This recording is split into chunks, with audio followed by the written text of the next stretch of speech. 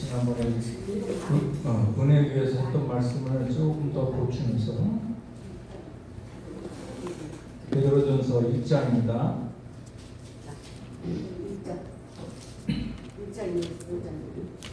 1장 3절에서 7절까지를 1장 3절에서 7절 말씀을 우리 다 같이 합독하시겠습니다.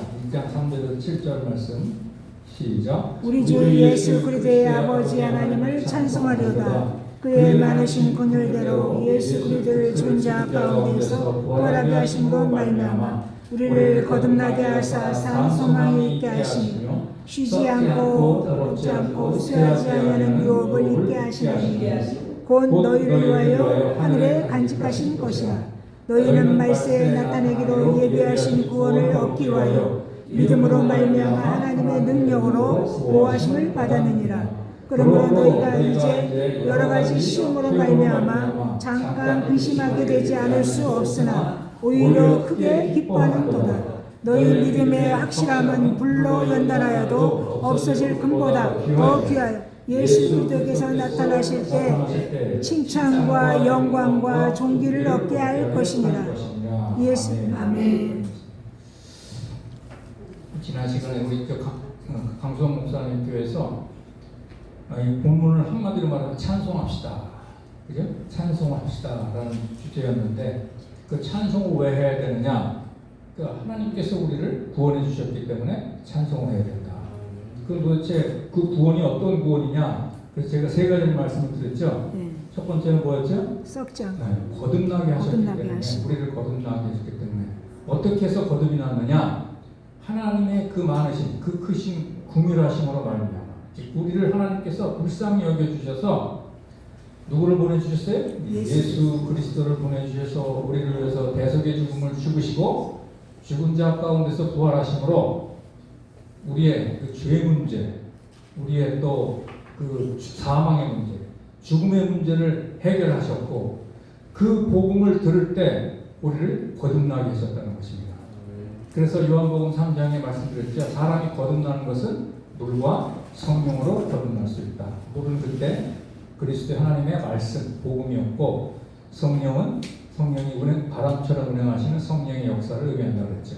그래서 우리가 거듭난 것은 우리의 힘과 능력으로 우리의 지혜로 거듭나는 것이 아니라 이제 하나님께서 뭡니까? 복음을 통해서 복음과 말씀과 성령의 역사를 통해서 우리를 거듭나게 하셨음을 믿으시기 바랍니다. 아멘. 그래서 찬송을 하자고 하는 것이고 두 번째 그 구원이라는 것이 뭐냐? 이렇게 거듭난 사람들은 이제 산 소망이 생겼다는 거예요.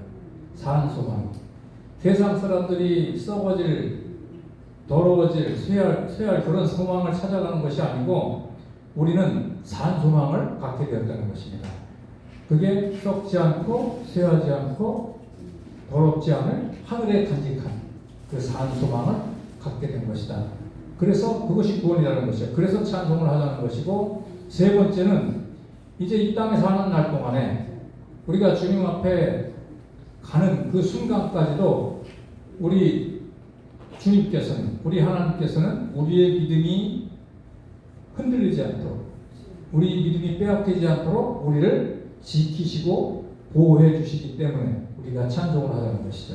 그래서 구원을 크게 세 가지로 말씀드렸죠. 거듭나게 하신 것, 그리고 우리를 산 소망을 갖게 하신 것, 그리고 이 땅에 사는 날 동안 우리가 믿음을 끝까지 지킬 수 있도록 지키시고 보호해 주시는 것, 이것이 구원이라고 했습니다. 근데 오늘 보니까 한 가지를 더 말씀을 드리려고 하는데 구원이 그것만 있는 것이 아니죠. 한 가지를 더 말씀하고 있습니다. 자, 우리 6절 같이 한번 읽어보시죠. 시작. 그러므로 너희가 이제 여러 가지 시험으로 말미암아 잠깐 근심하게 되지 않을 수 없으나 오히려 크게 기뻐하는도다. 그랬어요. 우리 이 개혁 성경에는 개혁 개정 성경에는 왜 그러므로라고 되어 있는데 이게 헬라 원문에는 뭐렇게 되냐면 엔호라고 되어 있어요. 엔호. 이게 무슨 말이냐면 그 안에서라는 거예요. 그 안에서. 그게 옳은 번역입니다. 그러니까 그 안에서라는 말인데 그러면 그가 뭐냐? 어떤 것 안에서냐? 앞서 말한 세 가지 구원 안에서 우리를 거듭나게 하시고 우리에게 산 소망을 갖게 하시고 이 땅에 사는 날 동안 우리를 뭐죠? 지키시고 보호하시는 것. 그것 안에서 뭐가 온다는 겁니까? 이제 여러 가지 시험이 온다는 거예요. 그러니까 이 말은 무슨 말이냐면 구원받은 자한테는 반드시 시련이 온다는 거예요. 이거를. 우리 성경에는 여러 가지 시험으로 오라고 했지만 헬라 원문은 이게 시험이 페이라거든요. 무슨 말이냐면 시련으로 번역되어 있어요. 시련. 여러 가지 시련이 온다는 겁니다. 거듭난 자, 또 산 소망을 가진 자, 그 다음에 이 땅에 사는 동안 하나님이 믿음이 흔들지 않도록 지켜 보호하시는 자에게 반드시 뭐가 온다는 거예요?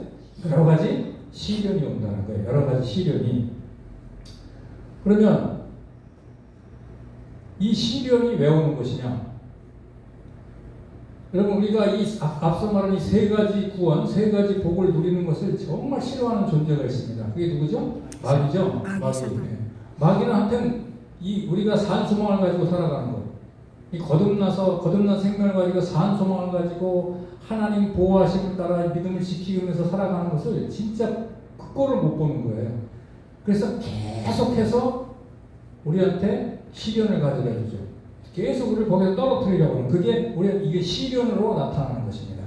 그리고 이 본문 지금 베드로전서 당시에는 시련이 성도들한테 어떻게 나타났냐면 네로 황제가 아주 무시무시한 핍박을 하는 그런 모습으로 나타났죠. 근데 오늘날 우리 살아가는 성도들한테는 주로 어떤 모습으로 나타납니까? 주로 유혹으로 나타나잖아요. 유혹으로. 믿음을 떨어뜨리게 하려고, 육신의 정욕을 쫓게 하고, 안목의 정욕을 쫓게 하고, 이생의 자랑을 쫓아서 살게 하도록 계속 유혹을 하지 않습니까? 이런 시련을 마귀가 던져져 주는데 중요한 것은 뭐냐면 그 마귀의 시험을 하나님이 허락하신다는 거예요. 하나님. 이게 그래서 지금 여러 가지 시험이 온다는 것입니다. 왜? 마귀가 시험을 하는 것은 하나님이 테스트를 하는 거거든. 하나님이 허락을 하시기 때문에 우리 사랑하는 성도들한테는 반드시 시련이 온다는 것, 여러분들 믿으시기 바랍니다. 그러면 하나님이 왜 그런 시련을 허락하시는 것인가? 마귀가 우리를 넘어뜨리려고 정말 가진 전략을 가지고 우리를 공격하는데도 하나님은 허락을 하시는 거예요. 왜 그러느냐? 크게 두 가지가 있죠. 일단 시련을 우리한테 허락하시는 이유는 우리의 믿음이 참인가 거짓인가를 드러내기 위한 것이죠. 진짜 시련이 딱 닥쳐보면 저 사람이 참신자인지 거짓인지, 즉 알곡인지 가라지가 다 드러난단 말이죠. 그래서 일단 시련을 허락하시는 거예요. 그리고 또 한 가지 이유는, 하나님께서 시련을 허락하시는 이유는 뭐냐? 이게 더 중요한 건데, 우리의 믿음이 어떻게 돼요? 아주 순수하고 온전한 믿음이 되도록 하기 위해서, 순전하고 온전한 믿음이 되도록 하기 위해서 시련을 허락하신다는 겁니다. 여러분, 우리가 구원받고 믿음이 있다고 하는데 사실 그 믿음이 순수하고 온전하면 얼마나 좋겠습니까? 그런데 그렇지가 못해요. 사실은 우리가 믿음이 있다고 하면서도 그 안에 여러 가지 불순물들이 섞여 있습니다. 불신앙, 불순종, 또 뭐가 있어요? 불신앙, 나태함, 게으름, 또 돈을 사랑하고 세상을 사랑하고. 믿음이 있으면서 그렇잖아요. 사람마다 차이가 있습니다만 그런 불신앙들이 있단 말이에요. 우리 안에 예수를 믿는다고 하면서. 그래, 이 믿음을 싹 다 뽑아내고 아주 순수하고 순전한 믿음을 갖도록 하기 위해서 시련을 허락하신다는 거죠. 그러니까 시련이 복입니까 아닙니까? 복이죠. 복으로 믿으세요, 사실? 아멘. 이게 복으로 받으면 이 시련이 감사한 거죠. 그런데 보면은 시련이 닥치거나 시련이 오게 되면 어떻게 해요? 일단 그 시련을 피하려고 하는 사람들이 많잖아요. 그 시련을 자기가 어떻게 해결해 보려고 하는 사람들이 많잖아요. 뭔가 좀 어려움 닥치고 그러면 그 시련을 통해서 하나님이 이 시련을 통해서 나를 연단하시는구나, 아주 순전한 믿음을 갖게 하시려고 이 시련을 허락하시는구나, 이렇게 생각을 하고 시련을 잘 인내하면서 이겨내야 되는데 그러지 않고 무조건 어디가? 기도원 들어가. 가서 금식해. 이거 해결해 달라고.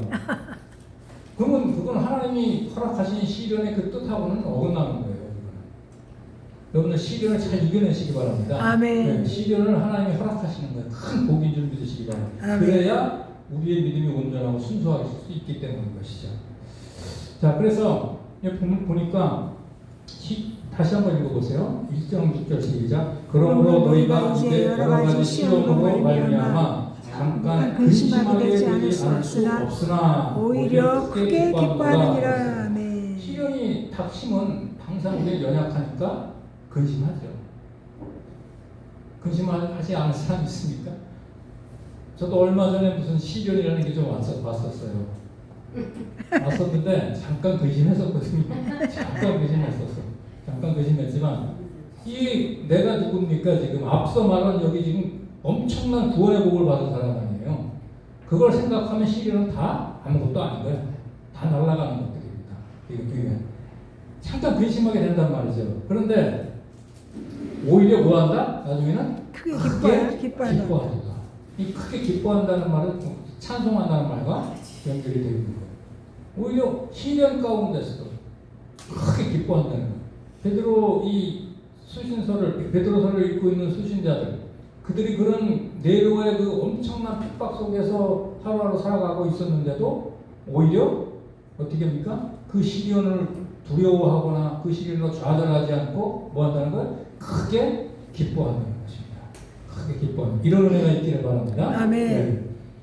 그러면 왜 그 시련 중에서도 이들이 기뻐하는 것인가? 정말 왜 그런 엄청난 그런 핍박 속에서도 시련 속에서도 성도는 기뻐하는 것인가? 그게 7절 말씀이죠.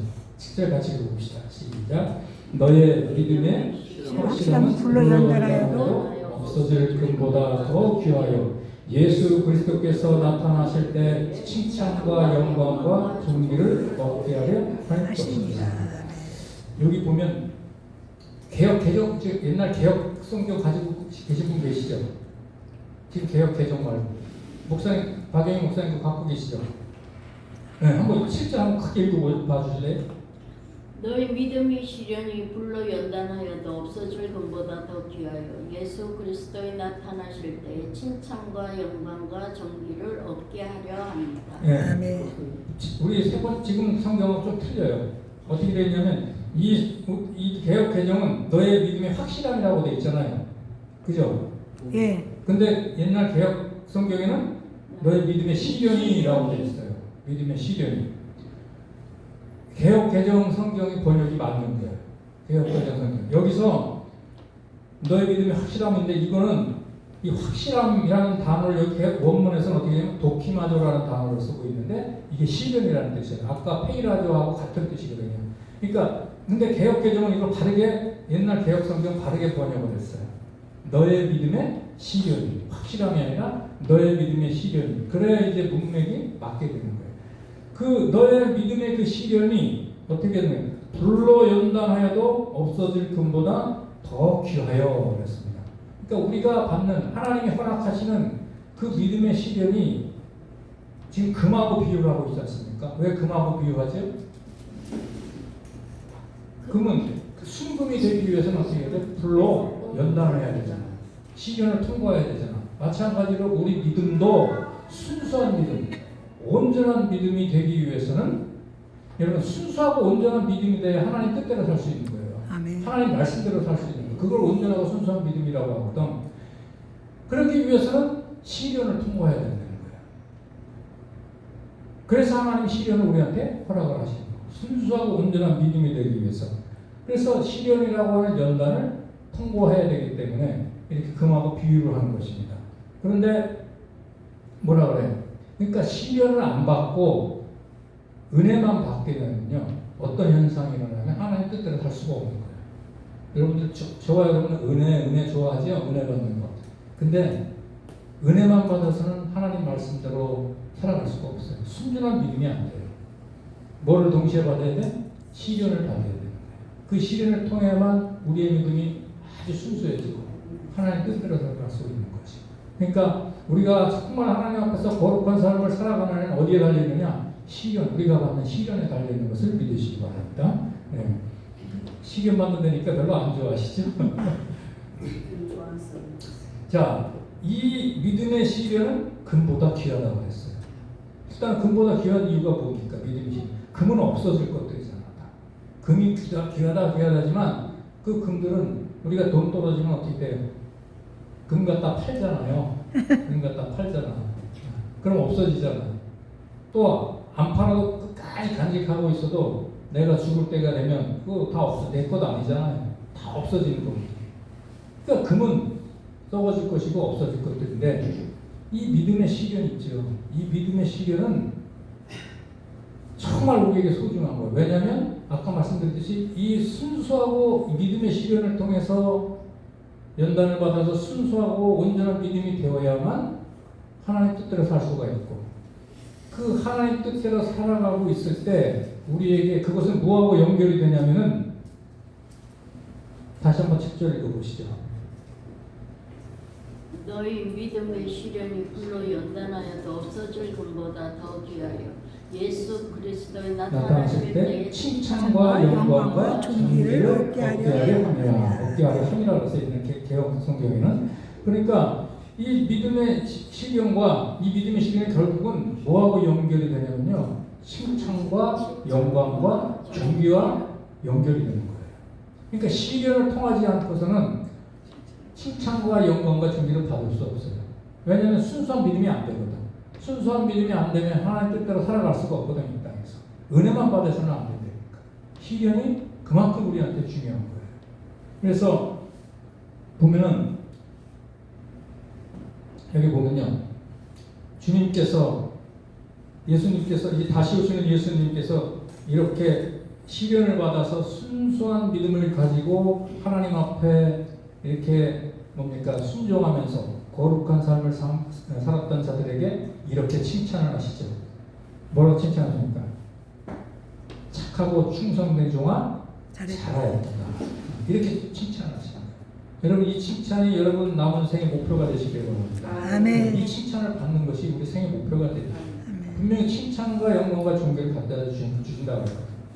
그 다음에 칭찬만 하시는 게 아니에요. 그 다음에 뭘 주신다고 얘기했어요? 여기? 상급. 영광과 존귀를 얻게 하신다고 했거든요. 이 영광과 존귀 뭔지 다 아시잖아요.